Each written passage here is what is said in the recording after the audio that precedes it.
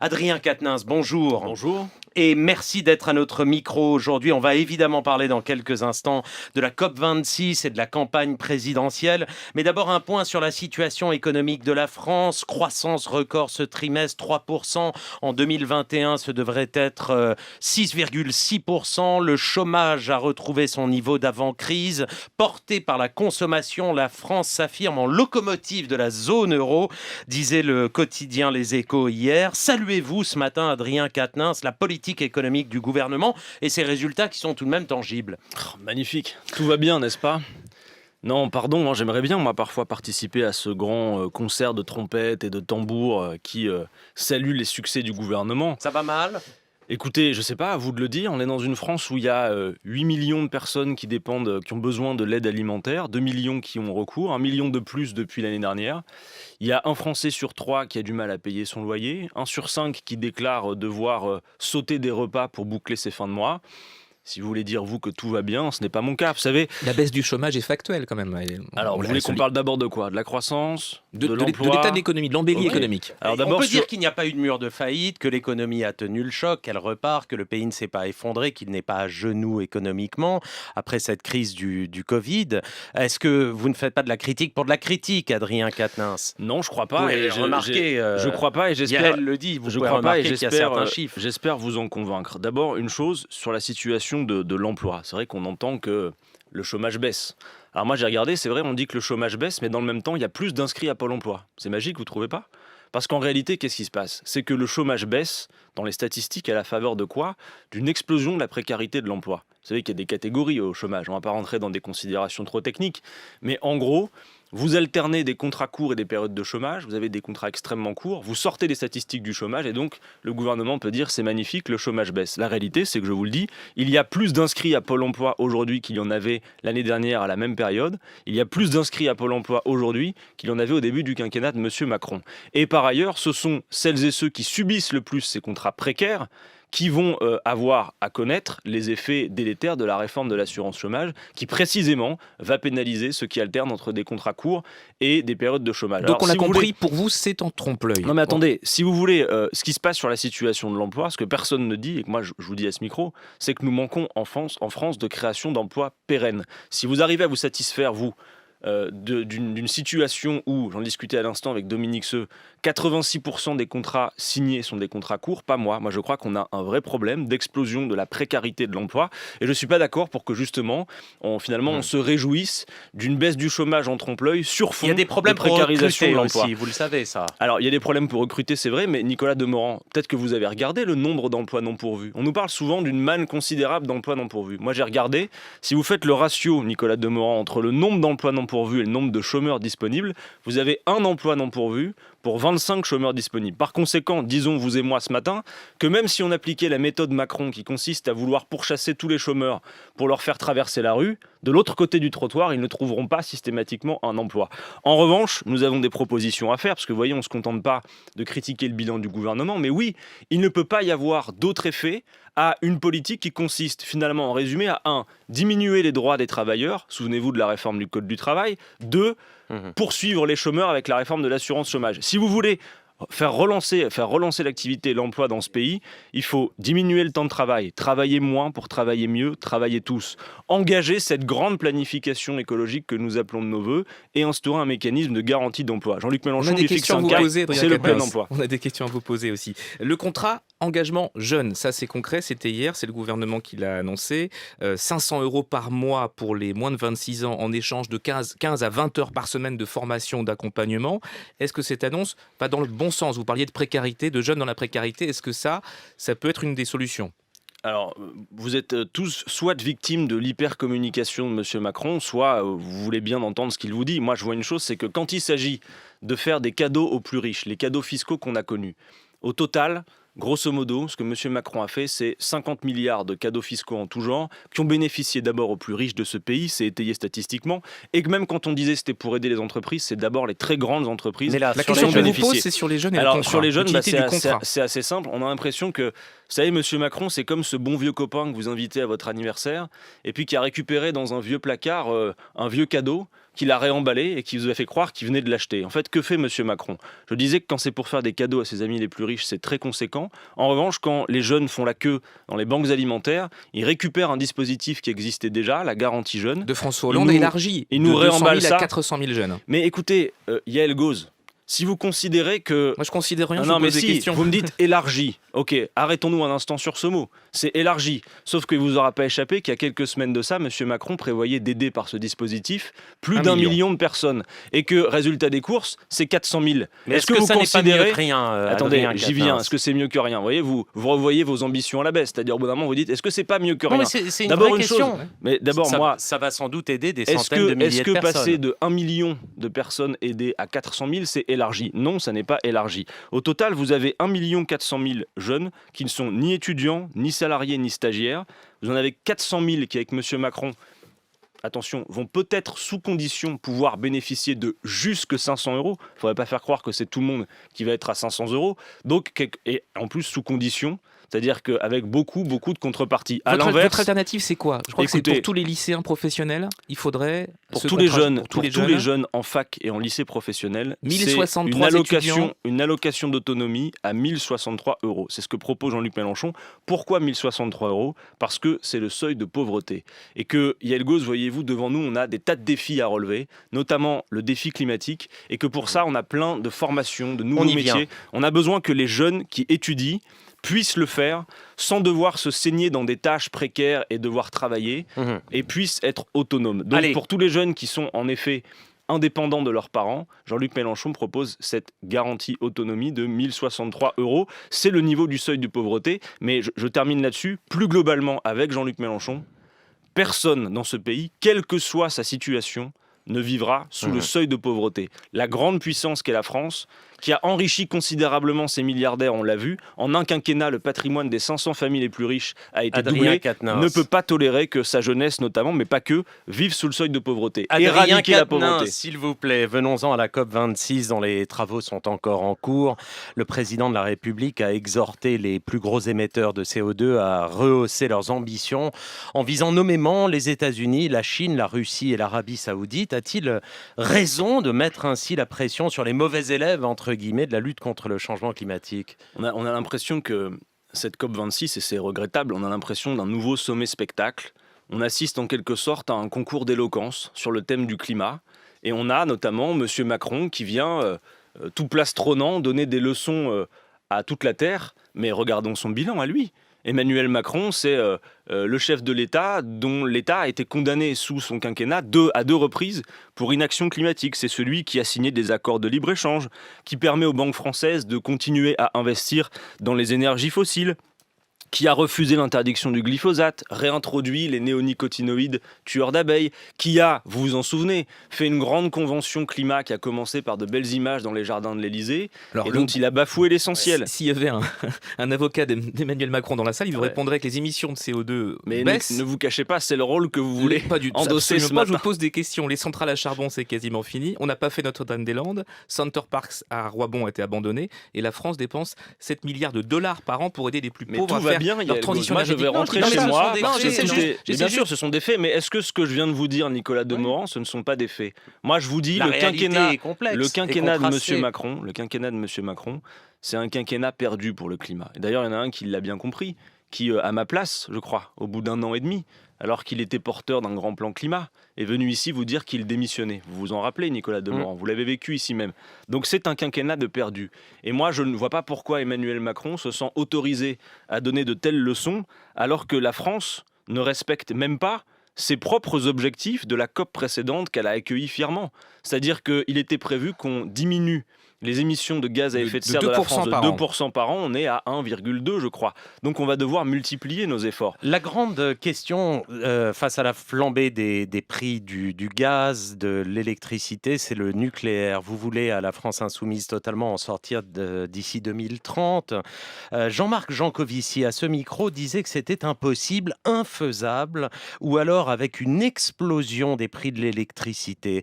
Est-ce que vous maintenez ce calendrier ? parler à la France Insoumise? Et surtout, comment allez-vous faire, Adrien Quatennens? Alors sur le calendrier, je veux être très clair, puisque vous me donnez cette occasion. Le scénario Négawatt, des experts qui proposent en effet une sortie. Ils viennent de publier leurs résultats. On était avant, nous, sur leurs chiffres. C'est-à-dire Jean-Luc Mélenchon, quand il est venu vous répondre à ce micro, se basait sur leur calendrier. Eux-mêmes viennent de revoir leur calendrier. Ils disent, bah oui, on a perdu du temps. Donc ils revoient leur calendrier de 10 ans. Eux disent, ce sera 2045 la fermeture du dernier réacteur selon leur scénario. Maintenant, je vais être très clair. On se situe en fait à l'heure des choix. C'est-à-dire que la question qui est posée, c'est finalement, est-ce qu'on relance le nucléaire ou pas? Parce que vous le savez, Nicolas Demorand, l'essentiel de nos centrales, aujourd'hui, elles arrivent en fin de vie. Donc la question qui est posée, c'est est-ce qu'on investit des paquets de milliards pour rafistoler tout ça et le prolonger avec des choix qui engagent pour des générations? Les déchets nucléaires, le stockage arrive à saturation d'ici à 2030. Mais donc c'est plus 2030, mais 2045, votre calendrier. C'est ça ce que vous dites nous, ce ce qu'on matin. souhaite, c'est démarrer le processus au plus vite. Personne ne fera croire jamais qu'on va sortir du nucléaire en claquant des doigts. Mais si on regarde les quelques arguments qui nous sont opposés, économiquement, on le voit aujourd'hui, le prix des énergies renouvelables, la courbe de prix a croisé celle du nucléaire. Même sur les arguments écologiques, Nicolas Demorand, quand on nous dit, comme beaucoup des défenseurs du nucléaire, la priorité c'est de décarboner. Moi j'en suis d'accord, mais si vous regardez ce qui se passe concrètement, c'est que vous avez par exemple le GIEC qui nous informe de la montée du niveau des mers. Vous avez en 2050, c'est demain, la centrale de Gravelines par exemple qui va avoir les pieds dans l'eau. La centrale du Blayais dans l'estuaire de la Gironde, c'est pareil. Donc si vous voulez, la question qui est posée, c'est pas de faire grief à ceux qui précédemment ont fait ce choix. C'est de dire aujourd'hui, notre génération, elle est confrontée Mais votre calendrier a bougé. Votre calendrier a bougé. Bien sûr que vous êtes sur le même rythme écoutez, que Yannick Jadot. En une fait. fois pour toutes, que ce soit très clair, nous sommes sur le rythme, je sais pas, de Yannick Jadot. Moi, je vous dis, nous sommes sur le rythme de l'association des experts de Négawatt. Et d'ailleurs, ce que dit Négawatt, je veux insister là-dessus, c'est qu'évidemment, on va pas remplacer 100% de la capacité de production nucléaire par du renouvelable. Par conséquent, il va falloir faire autre chose. C'est développer, mettre le paquet sur les énergies renouvelables, la géothermie, les éoliennes offshore, on n'en a toujours pas une au large des côtes françaises, et associer tout cela à la sobriété énergétique. Quand on propose par exemple, comme le fait Jean-Luc Mélenchon, de renouveler, de rénover 700 000 logements par an, c'est aussi pour assurer une forme de sobriété, d'efficacité énergétique qui va être indispensable. Mais oui, et surtout quand vous dites techniquement est-ce que c'est faisable ou pas, vous avez quand même le rapport du RTE qui dit que techniquement c'est possible et Négawatt qui le confirme. Et enfin, juste d'un dernier mot, 100% sur la renouvelable question... juste en 2050 pour Voilà, RTE. et d'ailleurs, C'est Nicolas un des Demorand, six scénarios. c'est d'ailleurs C'est pas le privilégié. C'est un des six scénarios. En attendant, il permet de dire que techniquement c'est possible. C'est possible. Et quand vous dites 100% renouvelable, oui, figurez-vous que dans le sondage que nous avons réalisé à l'été sur les mesures les plus structurantes du programme L'Avenir en commun, on a demandé aux Français leur avis. Sur l'objectif 100% renouvelable, vous avez 7 Français sur 10 qui sont d'accord. Et tout ça va être un défi technique, un défi humain, et on va se retrousser les manches et le relever ensemble parce qu'il le faut. On file au standard où nous attend Marc. Marc depuis du Pas-de-Calais, pardon. Marc, bonjour. Oui, Marc du Pas-de-Calais, en effet. Bonjour à tous trois, pardon. Bonjour La Marc. question est très simple. Imaginez qu'aujourd'hui, monsieur, vous soyez ministre de l'Intérieur. Vous avez l'église de Saint-Pierre-de-Calais, 3 grévistes de la faim qui revendiquent, entre guillemets, une vraie politique d'accueil pour les 1500 exilés qui, à ce jour, patauchent dans la boue de la lampe de Calais. Alors que faites-vous concrètement, sans langue de bois? Ou bien on arrête les expulsions, comme le demandent les grévistes de la faim, et les campements insalubres vont pouvoir se multiplier et les passeurs vont pouvoir continuer leur sale boulot, ou on établit des hébergements à Calais, ce que demandent les grévistes, et toutes les nuits, les exilés partent sur les côtes pour tenter leur chance au risque de leur vie. Merci Marc pour cette question. Adrien Quatennens vous répond. Vous l'avez demandé sans langue de bois et comme s'il était, lui, face à cette situation. Bonjour Marc. Alors, si vous êtes de Calais, j'étais chez vous ce week-end et je suis allé rencontrer moi-même le père Philippe dans l'église Saint-Pierre avec Anaïs et Ludovic. Et ce matin, je me permets de commencer juste par avoir une pensée pour eux car je crois qu'ils attaquent leur 24e jour de grève de la faim. Alors, que dénoncent-ils et que demandent-ils ? Ils dénoncent la maltraitance qui est faite aux personnes exilés sur place à Calais.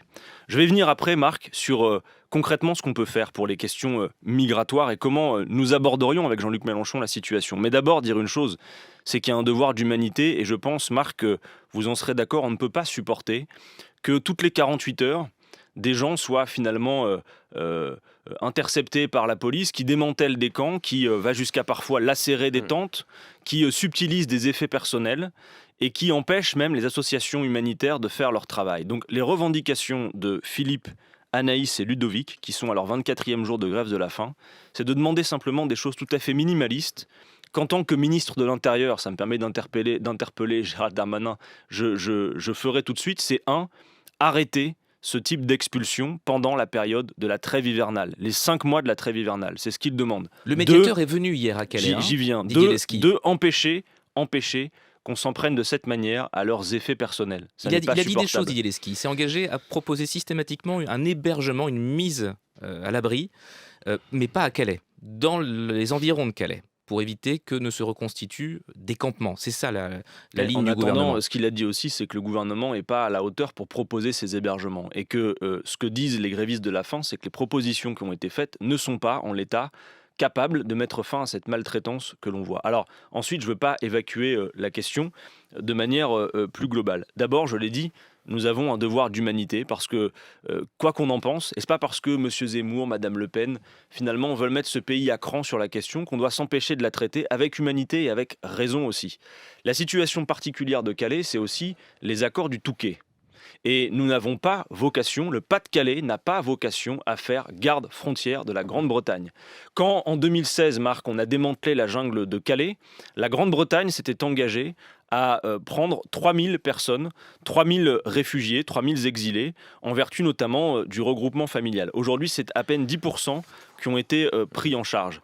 Il faut une voie de migration légale vers le Royaume-Uni et finalement mettre fin, sans aucune vengeance envers nos partenaires britanniques, mettre fin à un mauvais accord. Adrien Quatennens. Et juste, si vous me permettez, pour terminer sur l'immigration, je crois qu'il y a vraiment deux choses. Il y a une chose dont on ne parle jamais dans le débat public, ce sont les causes des mouvements de population. Pardon, mais pendant qu'on s'agite sur les obsessions de M. Zemmour, de Mme Le Pen, il y a des causes aux mouvements de population dont on ne parle jamais et sur lesquelles on peut des choses. Parce que les gens ne quittent pas leur terre d'origine par finalement plaisir. Donc il faut traiter ces causes, le changement climatique, les guerres et les conflits, les accords commerciaux inégaux d'une part, et répartir l'effort entre tous. Savez, Très Adrien franchement, quand vous avez 2 migrants, 2 exilés pour 1000 habitants dans l'Union européenne, c'est pas vrai qu'il y a une submersion migratoire. Adrien Quatennens, sur l'immigration, la droite dans ses diverses composantes veut faire des moratoires ou des référendums.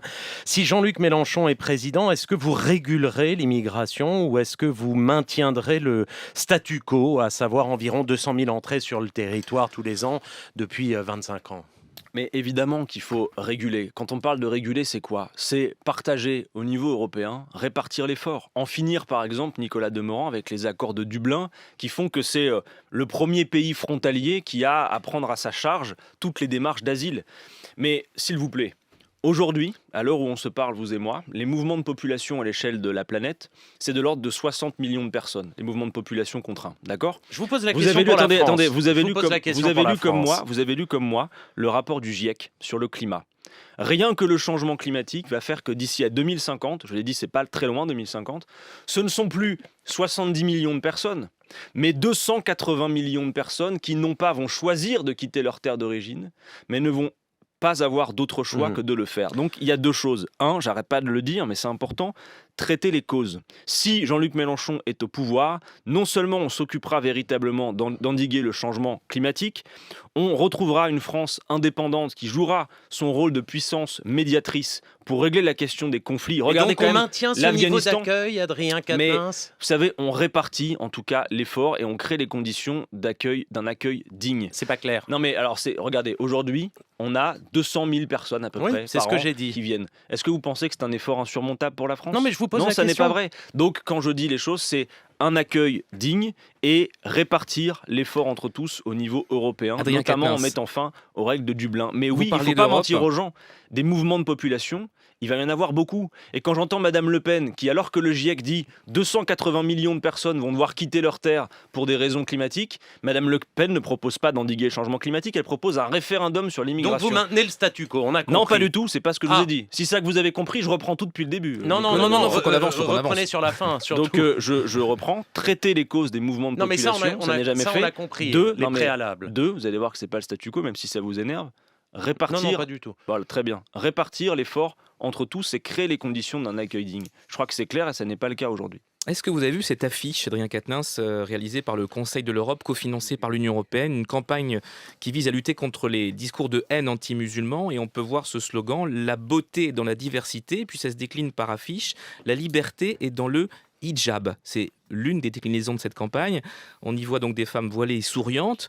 Ça fait réagir. Laurence Rossignol, l'ancienne ministre des droits des femmes de François Hollande, juge choquante cette promotion du hijab. Est-ce que vous adhérez à ce propos, à ces affiches? Je n'ai pas vu cette campagne et je pense qu'il n'est pas utile de faire la promotion de quelque tenue que ce soit. En revanche, je vais vous dire une chose.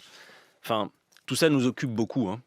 Mais la situation dans laquelle nous sommes, la pente des événements dans laquelle nous sommes, c'est une situation où, on l'a dit, le changement climatique va nous rappeler à notre commune humanité par-delà toutes nos différences. Une situation où la pauvreté explose. Et dans ce temps-là, vous avez des gens qui viennent et qui disent que le problème, ce serait les prénoms, la couleur de peau ou le vêtement. Rappelez par exemple une chose toute bête. Quand on parle des vêtements dans l'espace public, et notamment du port du voile dans l'espace public, et qu'on invoque la laïcité pour en parler, on fait une erreur considérable. Pardon, mais la laïcité, c'est pas la police du vêtement dans la rue. C'est la séparation du politique et du religieux. C'est le fait, par exemple, que quand vous êtes dans un service public et que vous en êtes représentant, vous devez vous astreindre à une neutralité avec laquelle il ne faut pas transiger. Mais dire à une femme de se dévoiler dans la rue, par exemple, ça n'est pas du tout la laïcité. Donc, si vous voulez, ces obsessions nous empêchent de faire l'essentiel. On doit faire France de tout bois pour régler les défis qui nous font face et arrêter de nous diviser avec toutes ces stupidités qui vont d'ailleurs être reléguées à bien d'autres niveaux quand vous voyez ce qui va se passer dans les prochaines années. Yael. Jean-Luc Mélenchon est-il toujours convaincu d'accéder au deuxième tour, Adrien Quatennens? A-t-il déjà ses parrainages, ses 500? Vous êtes à combien? On est à un peu plus de la moitié du parcours et vous me permettez de redire à ce micro que ça n'est pas une simple formalité. C'est un vrai travail militant et vous avez, à l'heure où je vous parle, des militants qui prennent leur bâton de pèlerin pour aller de mairie en mairie, convaincre les maires de la nécessité de parrainer et de dire que ça n'est pas du tout une évidence. Et que peut-être d'aucuns, qui sont plus structurés que nous en matière d'élus locaux, ont l'intention de nous barrer la route à cette étape.